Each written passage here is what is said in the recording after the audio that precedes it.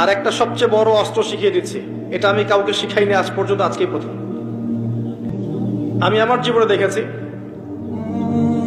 এই ওসিলা করে যা চেয়েছি পাইনি এমন কোনোদিনও যায় নাই, আলহামদুলিল্লাহ।